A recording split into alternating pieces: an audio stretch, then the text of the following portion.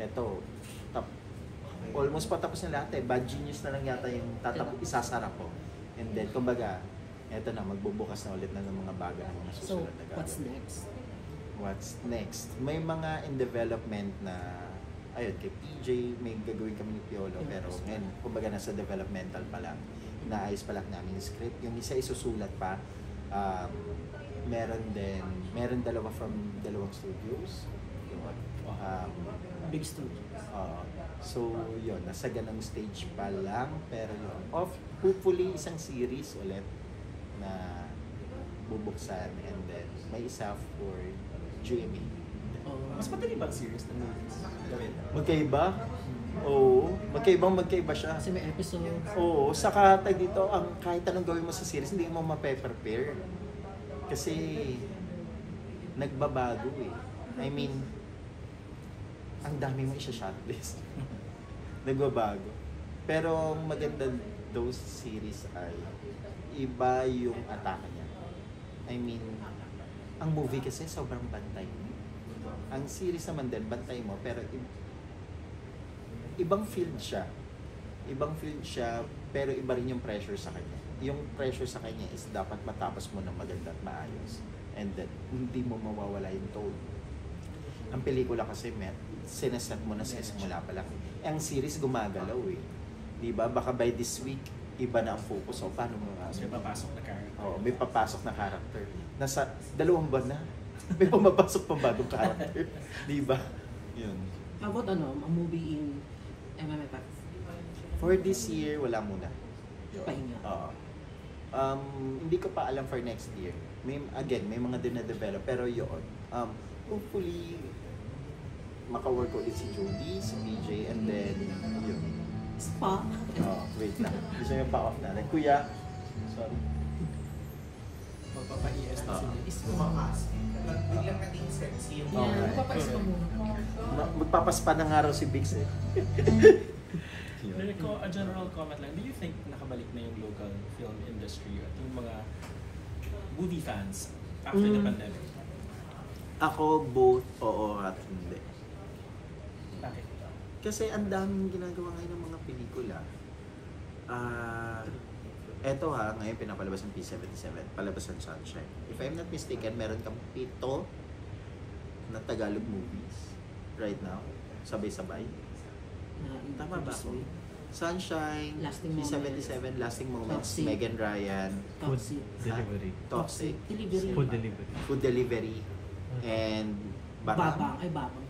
Kalabarang. Lola Bara. 7. Isa na lang kulang, mini MMFF ka na. Pero in terms of the audience, Audience, challenging pa rin. Malaki pa rin yung challenge. Bakit kaya din? Kasi, di ba, sa international na movies, like yung Superman, dito sa Philippines ginawa yung first leg of marketing because they recognize that, the Philippine market is towards, bumalik na than the pre-pandemic time. Pero bakit di natin magawa sa local films? First is production value. The second is the promo and the marketing. Yeah. The production value is, sa US kasi, once the script is final, doon pala magsaset ng budget. They will try to see how feasible yung material sa budget na to. Titignan nila yung money na hindi sila magsasacrifice. Yun. And then at the same time, for example, binanggit mo Superman. Superman is $250 million for the production value, palang budget pa lang. $150 million for the promo and marketing pa lang. Yun. So malaki yung ini-spend. And for us, nandoon na rin naman tayo. Kasi for example, Mentor Productions, di ba, nang ginawa namin ng Malyari, nag-budget talaga ang Mentor for that. Unfaithful. Tama ba ako? Tama ba yung title? Julia and Joshua. Unhappy for you. Imagine mo yun, na siya. Pumunta na sila ng Cebu, nagbo-mall tour na. Saka iba na ngayon ang cinema. The cinema now is an experience, is an event. Hindi na siya tulad before na, because may streaming platform ka na. Yeah. So, you have to convince your viewers na ngayon. Why should they go out? Oo. Kasi experiential siya. Kasi bakit hindi ko to panonoorin sa streaming platform? Bakit hindi ko siya aabangan sa Netflix lang or sa Prime or sa Disney Plus. Ganun na siya. So you have to spend more. So going back to the question, bakit hindi ganun? Tinatry naman ng mga producers, pero it will cost you a lot of money at the same time. Kasi kailangan mong itodo yung promo and marketing. Ang promo and marketing ngayon, hindi na siya, for example, magpa-press con ka, magpa-media con ka, tapos na. Hindi na. No, kailangan mong mag-mall tour. Ang mall tour mo hindi lang dapat NCR. Dapat pumunta ka sa mga major and key cities outside Metro Manila. Or, di ba, may ganun ng expectation sa'yo. At saka Kailangan na magbenta ng ticket ng artista at pumunta ng, di ba, ng May tagito ng cinema tour, ticketing. may show. May cinema tour ka pa. Talk back.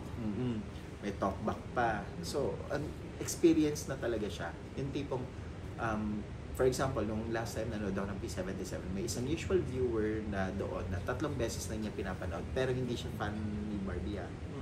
Yun. Kasi tinitignan niya kung may ganun parang epekto sa kanya. Pero imagine mo yun. And then, malaking factor for me that we have to lower the ticket price. So for yung mahal talaga yung sinihan natin. Yun yung ano talaga major factor. Oo. Guys, 390 pesos, 480 pesos. Wala pa pamasahe. Wala pa pamasahe, wala pa yung popcorn kung nakikipag-date ka. Imagine mo Magdi-dinner ka pa. magdi-dinner ka pa. So, kung 500 pesos ang gagastusin mo, ikaw pala mag-isa, 1,000 kayo kung dalawa kayo. Kung That's ikaw already, mag-suggest direct, anong ideal price? ibalik natin yung 250, 270. Let's Pero go back to sa probinsya direct 270. ganyan actually. The provinces. Oo. Nasa 230 nga sila eh. Oo. Diba?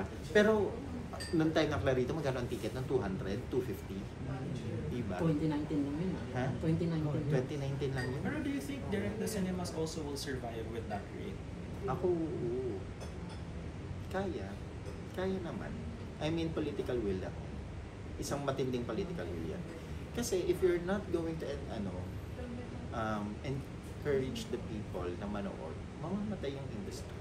Saka, naalala niyo yung event ng SM before na kung saan sobrang haba ng pila ng lahat ng pinapanood kasi naka-discount rate dahil anniversary or something na parang nasa 150 or 200 pesos lang yung ticket na sobrang haba na puno lahat ng sinihan hanggang SM North Mega Mall, MOA yung tipong yung time na yun. So it's really the price, the rate. Uy, I mean, kung ako yung isang nagtatrabaho at 500 pesos ang kita ko per day, isang araw kong trabaho para lang manood ng sine. Ikaw lang. At ako pa lang, yung jowa ko, inuwan ako sa bahay. Di ba? Mag-isang manood. Nag-isa ka lang talaga manood. So kung dalawa kayo, 1,000 na kagad. Yeah. So malaki talaga ang ticket pricing. I think it's the biggest challenge right now sa government. How are we going to lower the ticket price? And for me, isa yun sa mga bagay na gusto kong i-push na sana ma-lower yung ticket price. Kasi if we really want to help the industry for it to able to survive, yun, kailangan natin i-lower yung ticket price. Hindi natin kayang pumantay pa sa mga Hollywood movies because they are spending more, diba? From what we usually spend sa pelikula natin. In other